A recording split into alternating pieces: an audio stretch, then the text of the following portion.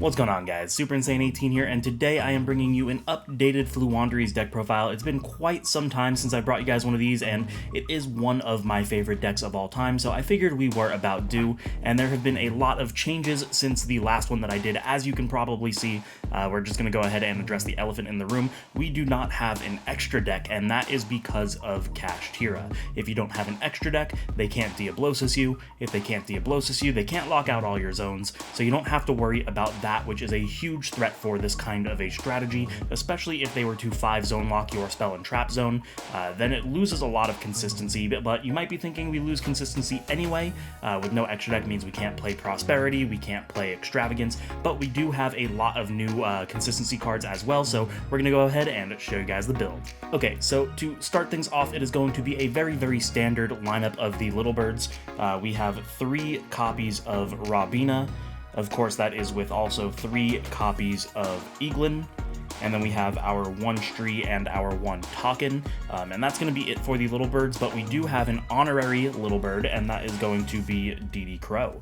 Now, the reason for DD Crow is it is searchable. It's a little bit better than the Stree because it can activate from your hand, meaning that your opponent can't use something like an Effect Veiler or an Impermanence to negate it, and DD Crow is really strong this format, being able to hit super heavy samurai cards that are combo pieces in their graveyard, being able to hit Pearly spells, just a lot of good utility for this card.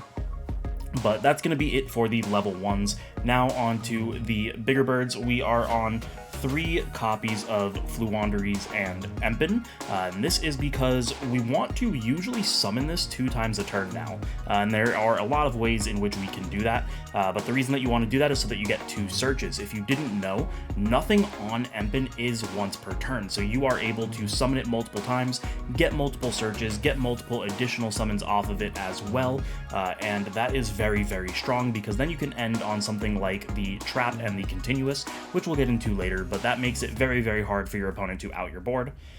Then the remainder of the big birds are going to be 1 Mist Valley Apex Avian for obvious reasons, as well as 1 copy of Rise of the Mega Monarch. This is how you're really going to break boards because this just clears 2 cards from your opponent's field, 1 card from their grave, so it's really strong. And then the rest of the monster count is going to be hand traps. We have 3 copies of Dimension Shifter. Now, this was actually not in the main deck for a while because it was not all that good for the format. We had decks like kashtira being the dominant deck, but now with the uptick in Branded, obviously Super Heavy Samurai immediately dies to this card. Pearly also gets really hurt by it, so I think it's worth mating again. But not just that, it also makes you immune to some of the most played hand traps, especially Droll and Lockbird. If you didn't know, Droll and Lockbird has to be sent to the graveyard in order to be able to activate its effect. So if you have D-Shifter live, that means your opponent's not going to be able to droll you, and that's just huge. And then finishing off the monster count is going to be 3 copies of Ash Blossom. Now, onto the spells, we have quite a lot of cards that we need for consistency because, again, we do not have access to cards like Prosperity or Extravagance. So we have 3 copies of our Magnificent Map. This is just a given, one of the strongest, if not the strongest cards in the Floowandereeze deck, followed by 3 copies of the Advent of Adventure. This card is also just insane. You can banish any of your Wind Wing Beasts, which is pretty much your entire deck, and search for any of the little birds that you might need. But now we also have 2 copies of the Unexplored Winds. Now, previously I was only playing this at 1, but it's at 2 for 2 different reasons. Reason number 1 is it no longer conflicts with cards like Prosperity or Extravagance. Both of those cards say that you're not allowed to draw cards the turn you activate that effect, so you weren't really able to use the draw effect of this, but now if you brick on a bunch of your bigger birds that you're not able to normal summon, opening up one of these allows you to put them back and draw 2 new cards. So that is reason number 1, and reason number 2 is because we have a Towers deck in the format, which is going to be Pearly. For those of you that don't know, the Pearly boss monster is a big unaffected monster, so the way that we get rid of it is by tributing it, because that is not something that affects it, that is tributing by a game mechanic, so we are able to get rid of the Nor very easy with 2 copies of Unexplored Winds. Then we have 3 copies of Duality. Thankfully, this doesn't give us any sort of restriction that matters for our deck. It says we can't special summon, but what are we special summoning in Floo? So we need this for the consistency, probably the best consistency card. Look at the top 3 cards. cards, pick one of your choice, really strong. And then we are back on 2 copies of Jack in the Hand. Now, if you remember my builds from last year, this was a card that I started playing after the Nationals. Because a friend of mine actually did really well. He top 16'd with this in his deck, and it was really insane, and it adds a lot of added utility now because we need the consistency of searching a Little Bird. And the really cool part about it is against certain matchups like Branded, Super Heavy Samurai, Pearly, what you're going to do is you're going to reveal a Robina, an Eklund, and a DD Crow, and usually they're gonna have to take the DD Crow, leaving you your choice of Robina or Eklund. And the reason they have to take the DD Crow is because that puts a massive hindrance on their game plan.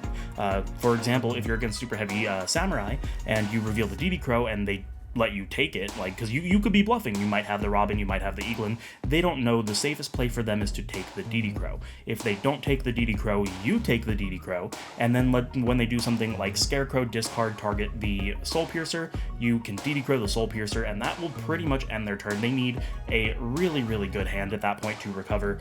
They wasted their Scarecrow, their Searcher is now no longer accessible.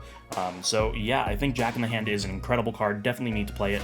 But the other thing that's really cool is a lot of these cards that we're playing for consistency, if you haven't noticed, are accessible via tactics, thrust specifically.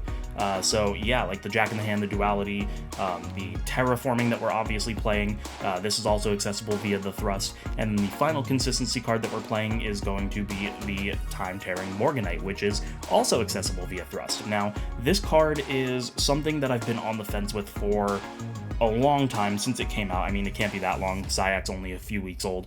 But I really want to play more copies of this card. I think this card is insane. If you have more than one copy, you can use it to make it so that your normal summons can't be responded to. But a lot of the times in Floowandereeze, you are playing a grind game. So drawing 2 every turn, having an additional normal summon every turn, means that you can play through cards that are hand traps. So like, for example, if you open 2 of your birds and they imperm one of them, unless you have map, you're pretty much dead. But with Morganite, you get an additional normal summon, so you can go ahead and normal summon it. So then, because it's also searchable with thrust, like I've mentioned, if they do something like Effect Veiler your Robina and you already have the Eklund in hand, you can thrust into the Morganite, activate the Morganite, assuming they have a monster, obviously, otherwise you're just going to set the trap. But thrust into the Morganite, activate the Morganite, additional summon your Eklund go off, and then you're fully good to go.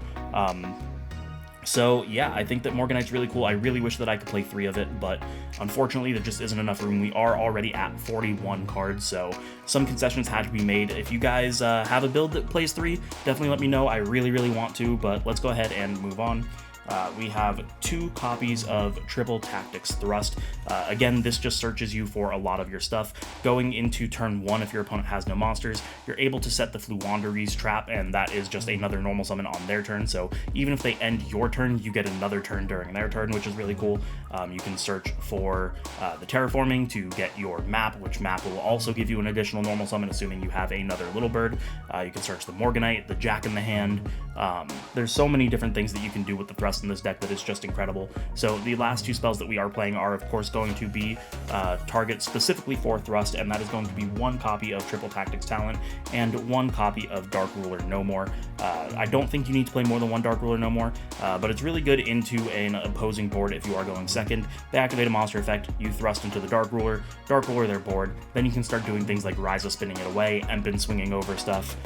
So yeah, I think that that's really good. And then the last 2 cards of the deck are going to be the Trap card, the Floowandereeze and Dreaming Town. Again, with the addition of Morganite, you are playing more of a grind-heavy game, so you want to make sure that you have the cards that can allow you to grind. I think that 2 of these is absolutely necessary for that. You can thrust it, you can search it, and you want to be able to just make sure that you always have this card, so that is going to be the deck. And there you guys have it. That is going to be my no extra deck Floowandereeze deck profile. I think that this is still a force to be reckoned with, even without the barrier statue. We lost that, what, like 4 months ago now? And we saw this top 4, the YCS 250. That was before we had cards like Morganite as well, and I think Morganite only adds to the ceiling of this deck. So you guys know the deal. If you liked it, make sure to subscribe, hit the notification bell, like, comment, share with your friends, maybe consider supporting me on Patreon. Thank you guys so much for watching, and I will see you in the next one.